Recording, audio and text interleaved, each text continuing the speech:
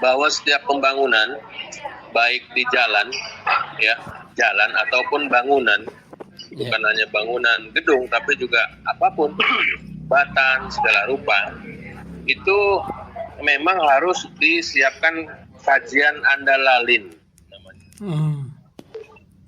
Melengkapi lingkungan, melengkapi kajian lingkungan andal, lalu lingkungan, kan ada lingkungan, ada lalu lintas.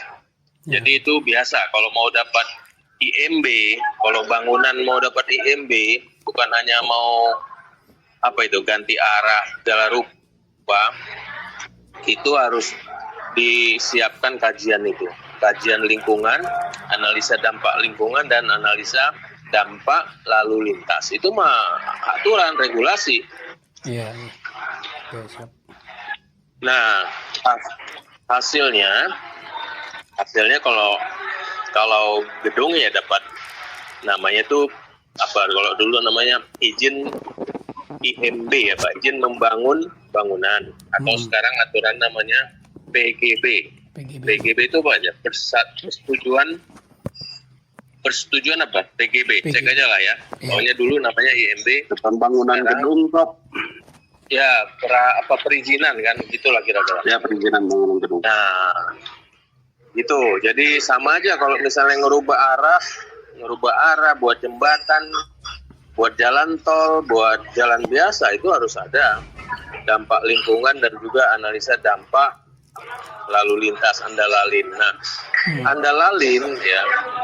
Silakan, selamat malam. Andalalin itu gunanya ya untuk mengetahui apa dampak ya sebelum dan sesudah perubahan itu, ataupun pembangunan, ataupun berubah arah, apa bedanya atau dampaknya sebelum dilakukan apa-apa dan setelah. Tapi itu biasanya dihitung pakai hitungan ya, jadi bukan uji coba ya, di hitungan. Jadi ini kita ngomong hitungan dulu ya. Nah, jadi perbedaannya tentunya ada baik buruk kan? Ada baik buruk. Nah, dalam aturan itu kalau ada dampak yang jelek harus ada kompensasi. Bila perlu juga buat terowongan. Jadi kayak misalnya di Jakarta itu ada daerah Pacific Place, tahu ya Pacific Place? Iya, tahu. Daerah SCBD dekat dekat Semanggi. Iya. Itu sama. Mereka bangun gedung-gedung tinggi segala rupa, kawasan itu ya dihitung sebelum ada itu dan setelah ada itu apa dampaknya ke jalan yang biasa di sekelilingnya. Akhirnya ada semacam kompensasi, bahwa mereka harus buat terowongan, nambah angkutan umum, khusus shuttle. Tahunya untuk kalau ada yang jelek ya dia harus membuat kompensasi gitu ya. Nah, itu sih aturan harus dilakukan sebelum dilakukan pembangunan ataupun perbaikan. Jadi itu prasyaratnya, jangan tak ada itu lalu dirubah, itu namanya kan ya melanggar aturan gitu loh. Namanya itu melanggar aturan tentunya, ya enggak? Nah, kita sebetulnya di Bandung ini kan bukan sekali begitu begono itu kan. Kita tahu dulu jalan misalnya, sama kan? Ya enggak? Cipaganti dulu kan satu arah ke atas kan? Iya, satu arah. Iya enggak? Iya, sekarang kan separuh. Jadi sampai jalan Eijkman itu turun dia. Yang dari Eijkman ke bawah, jalan Cipagantinya naik, ya. Nah, kita kan bicara jaringan. Jadi kita bicara ngoprek-ngoprek di satu ruas jalan, tapi kan tidak bisa dilihat secara sendiri, harus dilihat secara jaringan. Apa yang terjadi dulu? Tentunya jalan-jalan yang paralel dengan Cipaganti, Amplas maupun jalan-jalan jalan sederhana, jalan jujur, jalan yang di antara Cipaganti dan Sukajadi kan banyak jalan itu. Ya itu jadi alternatif, jadi macetnya pindah. Macetnya jadi pindah. Nah, itu kan wajar aja. Jadi sebetulnya kita nggak bisa bicara satu titik aja, kita harus bicara jaringan. Nah itu dulu deh.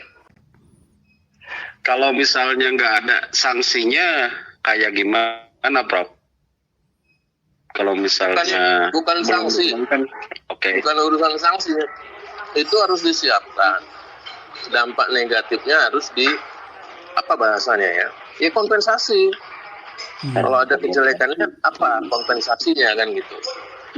Nah itu silakan dikaji aja di sekitar kawasan depan halaman gedung sate dan gazebo, tapi ya mungkin 1 kilometer ya, atau setengah kilo jari-jari atau diameter dari titik itu lingkaran kan banyak persimpangan kan. Iya betul. Nah, yang bakal berdampak ya tentu harus sebelum dan sesudahnya nanti kita bahas apa yang harus ditambah kurang ya, terutama kalau mau mengatur kendaraan tidak lewat dan juga pejalan kaki kan yang buat lebih aman. Menurut Prof, kalau misalnya yang meminta kompensasi harusnya siapa itu?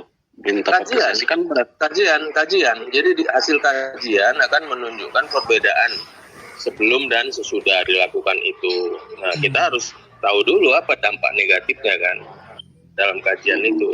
Seperti saya bilang tadi, yang di mana itu? Cipeganti ya. Jakarta ya, CBD ya.